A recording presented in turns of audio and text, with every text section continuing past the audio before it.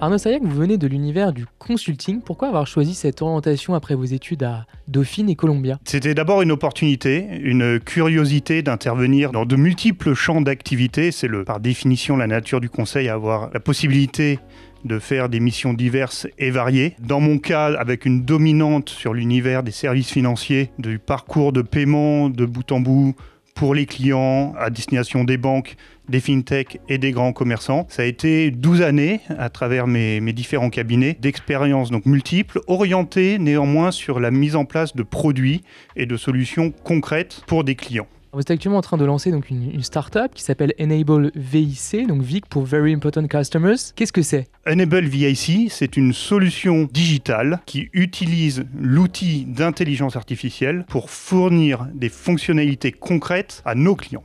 Nos clients, ce sont les professionnels du luxe, ce que l'on appelle des Luxury Lifestyle Managers, typiquement des concierges de luxe, des travel designers, tout professionnel qui reçoit de la part de Very Important Customers, de VIC, qu'on appelle aussi les High Net Worth Individuals, des requêtes lifestyle sur tous les sujets. Ça peut aller de l'organisation d'un voyage, trouver un chauffeur privé, louer une villa, trouver des billets pour des événements. Toute requête lifestyle que reçoivent ces Luxury Lifestyle Managers. Ah, on dit qu'il existe de très nombreux types d'accompagnement pour les startups en France via la BPI par exemple. Quelle est votre expérience personnelle? Est-ce que c'est un chemin de croix de monter une startup ou est-ce que c'est facile, vous êtes accompagné? On a la chance d'être accompagné en interne. Enable VIC est à vrai dire la 3e itération d'une solution qui a été incubée par un venture studio qui s'appelle Mountains et qui aujourd'hui consiste en une équipe de talents spécialistes de l'IA, de la tech, du SaaS, du luxe. Le Venture Studio Mountains est spécialisé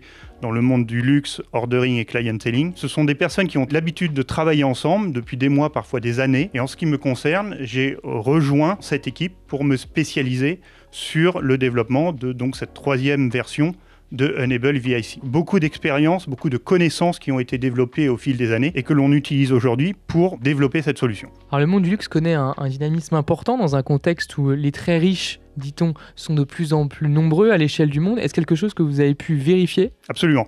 Non seulement ils sont de plus en plus nombreux, mais ils sont de plus en plus riches. Ce qui nous concerne et là où on croit qu'on a une vraie valeur ajoutée à apporter à nos clients professionnels du luxe, lifestyle managers, c'est de les aider à créer des expériences. Aujourd'hui, il y a 2 tendances dans le monde du luxe qui sont particulièrement importantes. Tout d'abord, les VIC, justement, qui représentent en volume 5% des clients des marques de luxe, peuvent représenter jusqu'à 30 à 40% de leur chiffre d'affaires. Donc un vrai focus des marques de luxe sur cette clientèle-là. Et la deuxième tendance, c'est que ces clients-là aujourd'hui, notamment la génération Z, ne s'intéressent plus à acheter un bien de luxe sec, à acheter un sac, à acheter une bouteille de champagne. Ils sont intéressés par vivre des expériences. Et c'est justement le métier des lifestyle managers de créer ces expériences. Et la solution Enable VIC aide les lifestyle managers à être plus efficaces dans la création d'expériences pour leurs clients. Les demandes de ce secteur relèvent-elles de véritables besoins qui sont liés à des modes de vie ou plutôt à des dépenses de plaisir? Les deux. On est sur un monde qui est subjectif. Ce qui est un besoin pour une personne ne le sera pas nécessairement pour une autre et vice-versa. On s'adresse, nous, à des professionnels qui cherchent à répondre à des besoins de la part de leur clientèle. Nous, notre but est de les aider. Tout un pan de l'économie dépend des dépenses du luxury spending.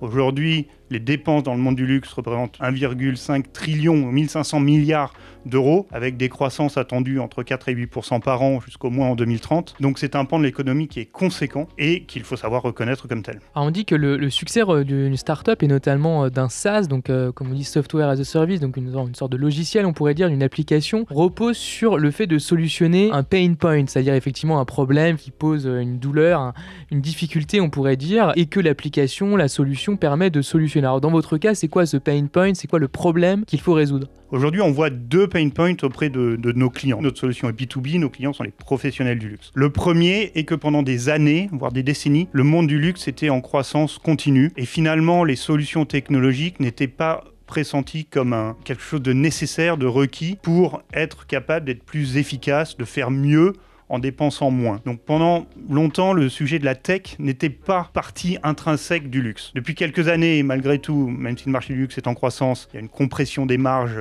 assez forte, on en parle tous les jours, et les marques de luxe se posent aujourd'hui pour la première fois vraiment la question de comment réduire les coûts comment être plus efficace. En parallèle, l'arrivée des solutions d'intelligence artificielle et les nouvelles technologies, les nouvelles manières de travailler, les nouvelles manières de développer des solutions technologiques répondent à cette situation. Donc aujourd'hui, nous, on perçoit un vrai besoin de la part de nos clients de les aider à faire mieux avec des moyens inférieurs. Le deuxième sujet, on entend beaucoup nos clients un peu inquiets en disant l'intelligence artificielle va remplacer les métiers de conciergerie, les métiers de créateurs d'expériences, de créateurs de voyages. Dans le monde du luxe, on est convaincu que l'intelligence artificielle ne remplacera pas l'humain, mais elle va renforcer l'humain. Ce contact humain nous semble absolument indispensable. Et pour nous, les concurrents des lifestyle managers aujourd'hui, ce n'est pas l'intelligence artificielle, ce n'est pas ChatGPT. C'est au contraire d'autres lifestyle managers qui, eux, sauront mettre à profit les nouvelles technologies pour être plus efficaces dans leurs actions et dans leur business quotidien. Le principe du luxe, si on prend l'expérience dans un hôtel, par exemple, dans un voyage, c'est quand même justement d'avoir un rapport humain là où des prix effectivement plus abordables ne permettraient pas de fournir ce type d'expérience. Donc est-ce que c'est pas dégrader le luxe que d'utiliser l'IA ? Dans la manière dont on souhaite implémenter l'IA dans les fonctionnalités que l'on met en place à travers Enable VIC, nous, notre objectif est de renforcer l'humain. À aucun moment, notre technologie n'est visible du client final. Et à aucun moment, on ne cherche à désintermédier le concierge de luxe, le concierge de palace, le travel designer. Lui, il utilise notre solution pour être plus efficace, plus rapide, plus pertinent dans la manière à laquelle il répond aux besoins de son client. En cela, notre conviction, c'est qu'on renforce le lien entre le concierge et son client, en lui permettant même de gagner du temps et de dévouer ce temps non pas à de la recherche internet, appeler des fournisseurs au téléphone et faire des plannings, mais passer du temps avec ses clients VIC. L'économiste Veblen a inspiré le concept d'effet Veblen, en vertu duquel la demande augmente en même temps que le prix s'accroît. Comment expliquez-vous ce phénomène qui, évidemment, pour le commun des mortels, peut être un peu fascinant, un peu étonnant ? On rentre dans des considérations économiques du monde du luxe, mais c'est vrai que la notion de prix entraîne une notion d'exclusivité. Plus c'est cher, moins de gens peuvent se permettre d'acheter tel ou tel produit ou telle expérience. Il y a également une notion de rareté, et une sensation que si c'est plus cher, c'est de meilleure qualité. Maintenant, le vrai sujet, c'est de s'assurer que cette notion est réelle, que ce n'est pas augmenter les prix pour artificiellement, voilà, pour augmenter les marges avec une qualité dégradée. On a la chance en France d'être dans le berceau du luxe pour de nombreuses industries de manufacture, de vins et spiritueux, de tous ces sujets-là, où l'art de bien faire les choses, le vouloir bien faire les choses, a encore énormément de sens. On peut espérer, et c'est en tout cas la direction que l'on souhaite poursuivre et le trajet que l'on entreprend, que l'augmentation des prix, quand elle a lieu, vient avec une augmentation du service et une augmentation de la qualité. Alors la France, effectivement, est très présente dans le domaine du luxe, à travers notamment la mode, à travers les accessoires, mais sommes-nous aussi présents dans le secteur des services premium, des services haut de gamme ? Oui et non. C'est-à-dire que sur le monde du service, on a en France des idées parce qu'on sait concrètement sur quel cas d'usage les développer et les appliquer. On sait ça parce que justement on a l'expérience des produits un peu plus physiques, le lien avec la clientèle, de nombreux événements en lien avec le monde du luxe qui ont lieu en France. Ça, on le voit dans Enable VIC, on parle tous les jours à nos futurs clients, nos utilisateurs, on développe le produit avec des design partners pour justement s'assurer que nos fonctionnalités répondent aux besoins du marché et aux besoins des clients. Donc, on a tout ce qu'il faut dans les mains pour s'assurer que les services développés répondent aux standards du luxe. On a néanmoins un sujet d'innovation, mais pas au sens capacité à développer l'innovation, au sens être prêt à saisir l'innovation. Il y a en Europe un peu de crainte, toujours, des nouvelles technologies. Une crainte de où est-ce que l'on met ses données clients. Est-ce que je reste, moi, concierge de luxe, propriétaire de mes données clients ? Est-ce que je garde la souveraineté sur ces données ? Pour répondre dans le cadre d'Enable VIC, absolument, on a mis en place toute une solution où la donnée de nos clients est complètement masquée, privée, et même nous n'y avons pas accès. Néanmoins, cette peur demeure, ça fait partie de notre travail de l'expliquer, de rassurer nos clients. C'est quelque chose que l'on voit moins, je ne dis pas que ça n'existe pas, mais on le voit moins outre-Atlantique, où les gens sont plus prêts à tenter l'expérience, à tester une nouvelle technologie, peut-être ne pas en être satisfait et décider au bout de quelques mois de l'arrêter, mais cette notion de innovation taker, si on peut l'appeler comme ça, est plus présente aux États-Unis. Ça fait partie de nos challenges, nous, en tant que solution technologique,